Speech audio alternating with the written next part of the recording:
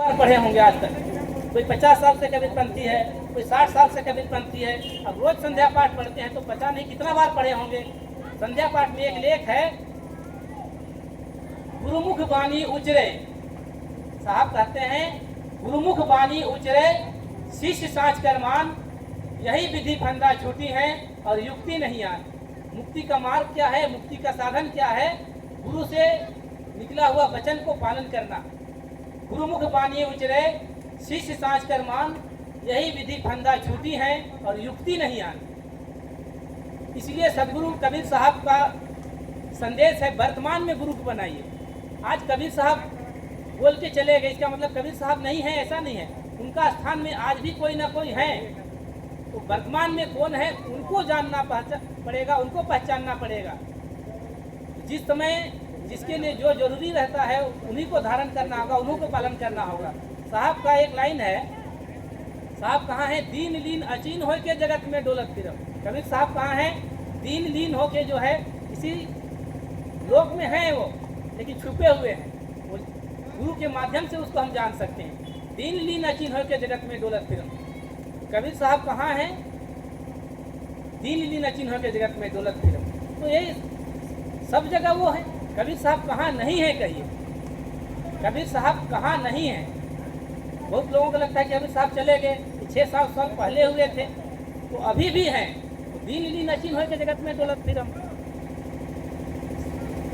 साहब कहाँ नहीं है? कबीर साहब कहाँ नहीं है? वो तो कहते हैं, सब घट मेरी साइया। कबीर साहब कह रहे हैं, सब घट मेरी साइया, सुनी सेज न कोय, बलिहारी व घट की जाघट प्रगट होए। सब घट मेरी साइया, वो परमात्मा का रूप कहाँ है, वो परमात्मा का अंश कहाँ है? वो सब जगह विराजमान है। सब घट मेरी साइया, सुनी सेज न कोई, कोई ऐसा जगह खाली नहीं है जहाँ परमात्मा नहीं है। सब घट मेरी साइया, सुनी सेज न कोई, बलिहारी व घट की जाघट प्रगट होए। लेकिन वह घट बलिहारी है जहाँ पर वह प्रगट होकर के अपने वाणी वचन को रखते हैं, संदेश देते हैं, प्रवचन के माध्यम से कहिए या गुरु बन के अपना बात को रखते हैं। तो कहाँ वो नहीं है? सत के नाम से सत सागर भरा, सत का नाम क्यों लोग साजा, संत जन आरती करें। लेकिन परमात्मा कहाँ है? इसको कौन लोग जानते हैं? संत लोग जानते हैं। परमात्मा कहाँ है? इसको कौन जानता है? संत लोग जानते हैं। इसीलिए उसको संत कहते हैं। परमात्मा का मतलब सत्य। राम नाम सत्य है कहते हैं कि नहीं? परमात्मा का मतलब भी सत्य है, और वही हमारा सिंबल है, जिसको हम लोग कहते हैं, जिसको लोग राम नाम कहते हैं, उसी को हम लोग सत्य नाम कहते हैं। बस इतना ही भेद है। कबीर पंथ कोई अलग से अलग धर्म नहीं है, इसी सनातन संस्कृति का ही है। बस कबीर साहब का बोलने का ढंग थोड़ा अलग है। ये ढंग को अगर लोग समझ जाएं तो जीवन में कल्याण होने में देर नहीं है। बस नहीं समझने के चलते साहब का वाणी थोड़ा अटपटा लगता है। लेकिन अगर ये अटपट वाणी समझ में आ जाए तो जीवन का जो खटपट है वो मिट जाएगा। इसीलिए कहा गया है, अटपट वाणी कबीर की झटपट लखी ना जाए, और झटपट जो लखे उसका सब खटपट मिट जाए। तो परमात्मा हर जगह विराजमान है, लेकिन उसको जानता कौन है? संत लोग जानते हैं। सत्य, परमात्मा का मतलब सत्य।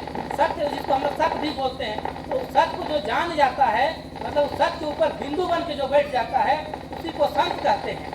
और जब तक संतों का संगत नहीं करेंगे तब तक परमात्मा को जान नहीं सकते हैं। इसीलिए साहब कहते हैं, राम मिलन के कारण जो तू खड़ा उदास। अगर राम से आप मिलना चाहते हैं, राम का अगर संगत करना चाहते हैं, राम को अगर पाना चाहते हैं, तो क्या करना है? राम मिलन के कारण जो तू खड़ा उदास, साधु संगति साध ले राम उन्हीं के पास। राम कहाँ रहते हैं? साधु संतों के पास रहते हैं। इसी को तुलसीदास कहते हैं, रामचरितमानस में इसी को तुलसीदास कहते हैं। वैसे संतों का महिमा है, और उनका उपाधि जो है ब्रह्मा विष्णु महेश से भी ऊपर बताया गया है। और ये बात हम नहीं कह रहे हैं कि रामचरितमानस का मंगलाचरण में ही वर्णित है, आप पढ़ लीजिएगा। वैसे संतों के बारे में तुलसीदास क्या कह रहे हैं? विधि हरिहर कवि कोविद वाणी, कहत साधु महिमा सकुचानी, सो मोशन कही जात न कैसे, साग बनिक मणि गुण गण जैसे। जो जीते जी परमात्मा को पा लिया है, जो जीते जी परमात्मा को अनुभूति कर लिया है, वैसे संतों का महिमा जो है ब्रह्मा विष्णु महेश से ऊपर है। ये तुलसीदास कह रहे हैं। विधि हरिहर, कवि कोविद वाणी कहत साधु महिमा सकुचानी। ब्रह्मा विष्णु महेश भी वैसे साधु संतों का महिमा को कहने से डरते हैं, सकुचाते हैं। तो हमसे वैसे साधु संतों के बारे में उसी तरह नहीं कहा जा सकता जिस तरह से साग भाटा बेचने वाला व्यापारी जो है कभी भी मनी का मोल नहीं लगा सकता है, मनी के बारे में नहीं बोल सकता है। उसी तरह जो है ग्रंथों को, 4 ग्रंथों को पढ़ लेने के बाद जो वक्ता बन गया है वो ऐसे साधु संतों के बारे में कह नहीं सकता है। और वैसे साधु संतों की महिमा को कहने के लिए संत तुलसीदास भी सब चाहते हैं। तो वैसे संतों का जब संगत करेंगे तब वो परमात्मा हमको मिलेंगे। वो परमात्मा है जो डायरेक्ट मिलने का विधान नहीं है, वो राम जो है डायरेक्ट मिलने का विधान नहीं है, वो परमात्मा डायरेक्ट मिलने का विधान नहीं है।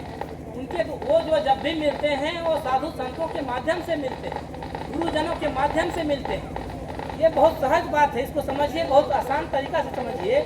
आप जो है डायरेक्ट बिजली को घर में लाना चाहिएगा, अब डायरेक्ट उससे जो है हीटर जलाना चाहिएगा या बल्ब जलाना चाहिएगा, तो ये संभव नहीं है। पावर हाउस से डायरेक्ट जो है बिजली डायरेक्ट नहीं ले सकते, उसके लिए जो है ट्रांसफार्मर है।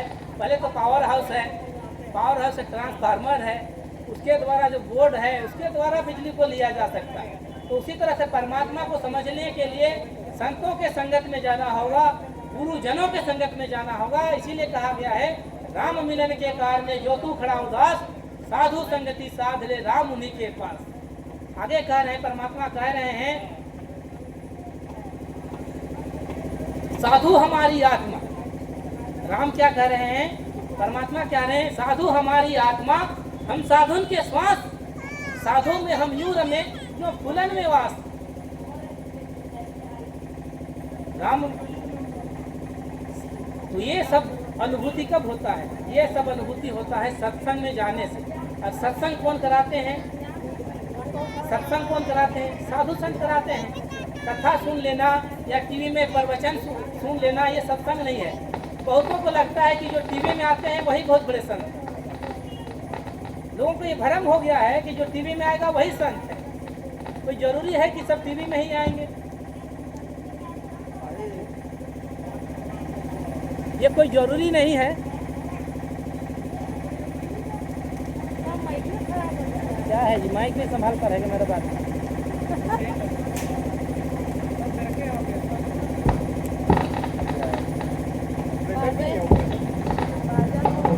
हेलो,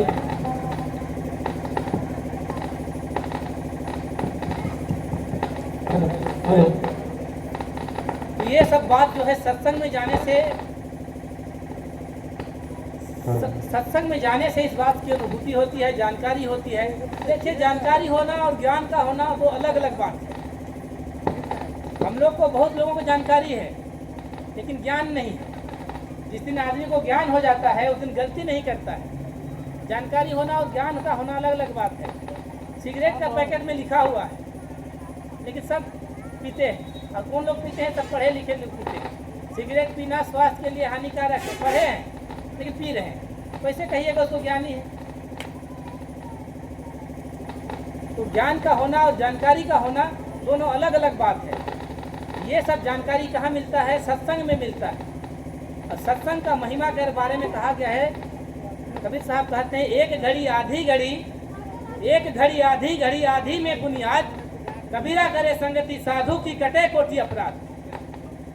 एक घड़ी का मतलब होता है 22 मिनट, एक घड़ी आधी घड़ी, आधी घड़ी मतलब 12 मिनट लगभग समझिए। एक घड़ी आधी घड़ी, आधी में बुनियाद, उसके भी आधा मतलब 5-7 मिनट का भी अगर सत्संग कर लिए आपका जीवन बदल जाएगा।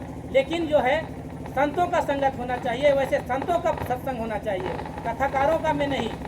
कथाकार तो बहुत लोग हैं, ऐसा ऐसा टीवी चैनल है कि रोज सत्संगे चल रहा है। सोशल मीडिया से तो जब भी खोलिए जैसे लगता है कि जैसे ज्ञाने बरस रहा है। तो ये बात दिल को छूता नहीं है। जब तक दिल को छूता नहीं है तब आदमी चलता नहीं है। तो किसका बात समाज में परिवर्तन लाता है, समाज में परिवर्तन लाने वाला किसका बात है जो समाज में परिवर्तन लाता है? समाज में परिवर्तन लाने वाला कौन है? समाज में उन्हीं का बात से परिवर्तन होता है जो बोलने के साथ उस पर चलता है। जो बोलने के साथ उस पर चलता है उन्हीं का वाणी वचन को लोग हृदय से लेते हैं, क्योंकि वह दिल से बोलते हैं। किताब से पढ़ के दिमाग से बोलने वालों के बात को लोग अनुसरण नहीं करते। दिमाग में रख के जो बोलते हैं, पढ़ लिख के कुछ ज्ञान अर्जन कर लेते हैं, वे लोग रोज बोलते हैं, लेकिन उसका बात दिल को छूता नहीं है। दिल को किसका बात छूता है? जो दिल से बोलता है। दिल से जब कोई बोलता है तब दिल को वो बात छूता है, तब वो दिल में धारण करता है आदमी, तब उसमें चलने के लिए सोचता है। यही कारण है कि आज जो है पूरे दुनिया में लगभग जो है 300 संप्रदाय हैं। आज पूरे दुनिया में लगभग 300 संप्रदाय हैं। अगर मान लिया जाए कि 90% लोग धार्मिक हैं, मान लेते हैं कि 90% धार्मिक हैं, लेकिन 90% में शांति नहीं है, 10% में शांति है। इसका मतलब कहीं ना कहीं गड़बड़ है, कहीं ना कहीं कुछ गड़बड़ है। अगर 90% धार्मिक है तो 90% लोगों में शांति व्यवस्था रहना चाहिए, लेकिन 10% लोगों में शांति व्यवस्था है, शांति है, खुशी माहौल है। बाकी लोग 90% लोग जो है हैरान है, परेशान है। इसका मतलब मूल सिद्धांत को लोग पहुंच ही नहीं पाए हैं, जान ही नहीं पाए हैं, समझ ही नहीं पाए हैं, और संप्रदाय को ही लोग धर्म समझ बैठे हैं। इसीलिए हर धर्म का जो है क्या कह सकते हैं, इसको कहना अच्छा बात नहीं है, लेकिन हर धर्म संप्रदाय का हालत जो है बहुत गंभीर हो गया है, बहुत शोचनीय हो गया है। लोग धर्म से भटक गए हैं कह सकते हैं, और संप्रदाय को ही धर्म समझ लिए हैं। सतगुरु कबीर साहब कहते हैं दया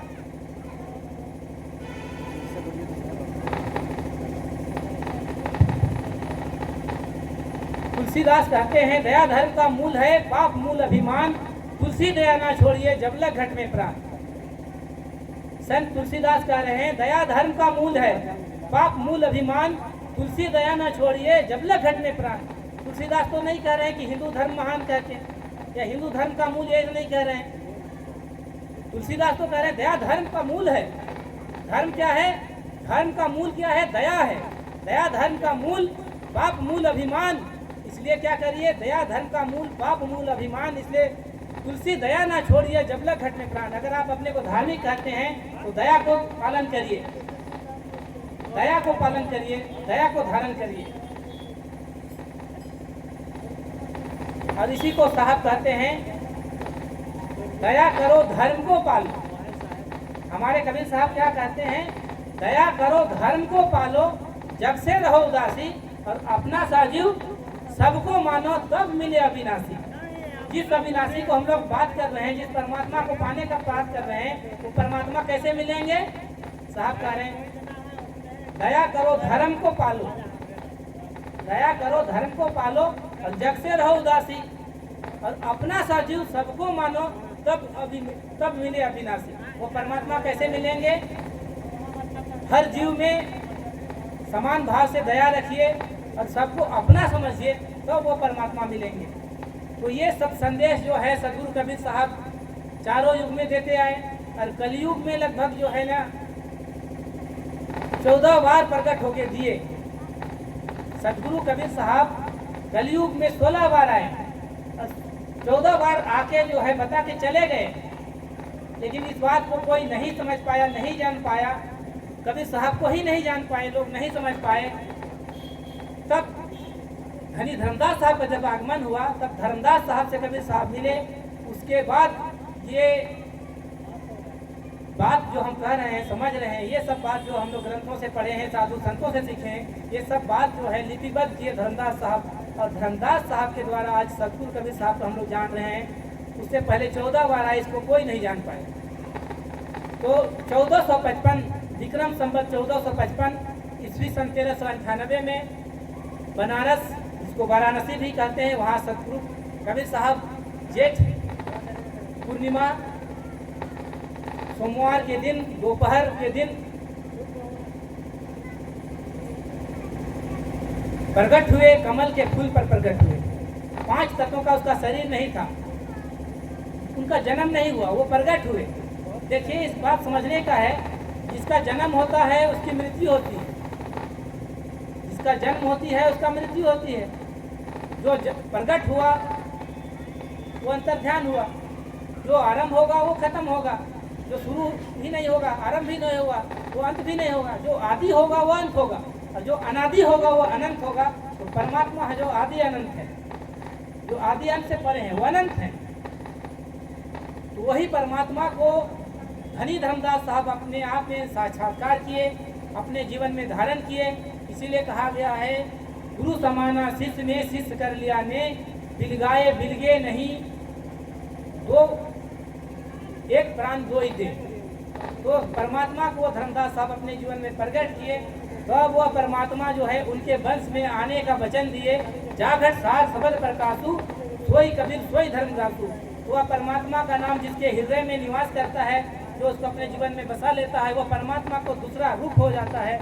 इसी को साहब कहते हैं, सब घट मेरी साइयाँ सुनी सेज ना कोई, बलिहारी व घाट की जागट प्रगट होए। तो वह परमात्मा को धर्मदास साहब अपने अंश वंश में प्रकट किए, और वही सदगुरु कबीर परमात्मा प्रकट होकर 42 वंश के रूप में चलते आ रहे हैं। चूड़ामणि नाम साहब, सुदर्शन नाम साहब, वचन पर चूड़ामणि नाम साहब, सुदर्शन नाम साहब, कुलपति नाम साहब, प्रमोद गुरुबाला, फिर केवल नाम, अमोल नाम, स्नेही नाम, भक्त नाम, पाक नाम, प्रगट नाम, धीरज नाम, उग्र नाम, दया नाम, गृहमुनि नाम, प्रकाश मुनि नाम साहब और उदित मुनि नाम साहब, दोनों अभी दमा खड़ा में विराजमान हैं। आप लोग वहां जाके प्रगट उनका दर्शन कर सकते हैं, उस परमात्मा का। और उदित मुनि नाम साहब अभी जो है सदगुरु कबीर साहब के वाणी वचनों को पूरे विश्व में प्रचार प्रसार करने के लिए एक मिशन खड़ा किए हैं, जिस मिशन का नाम है कबीर धर्मदास वंशावली मिशन। तो कबीर धर्मदास वंशावली मिशन के कार्यकर्ता यहाँ पर हैं, और इस मिशन के माध्यम से सदगुरु कबीर साहब के वाणी वचनों को हम लोग जन जन तक पहुँचाने का काम कर रहे हैं। और जन जन तक पहुँचाने के साथ कबीर साहब के वाणी वचनों पर हम लोग चलने का प्रयास करेंगे और लोगों को चलने के लिए बाध्य करेंगे। आज समाज में अगर बुराई जो है अंत हो सकता है तो कबीर साहब के वाणी वचनों के माध्यम से ही हो सकता है। अन्यथा दुनिया में कोई ऐसा मंत्र नहीं है, कोई ऐसा वस्तु नहीं है, कोई ऐसा ताबीज नहीं है जिससे शांति स्थापित हो सके। साहब का एक शब्द इतना मार्मिक है जिससे पूरे संसार को बदला जा सकता है। उनका इतना सूक्ष्म शब्द है, उनका एक एक शब्द को अगर जीवन में धारण कर लिए तो जीवन में निश्चय ही परिवर्तन हो सकता है। अभी हम लोग उनके वाणी वचनों को भजनों के माध्यम से सुनेंगे, और कुछ जलपान का व्यवस्था है, भंडारा का व्यवस्था है। आप लोग प्रसाद पाइए, भजन सुनिए। आगे अध्यात्म का कुछ सार समय मिलेगा तो आगे हम फिर रखेंगे। सप्रेम साहेब बंदगी से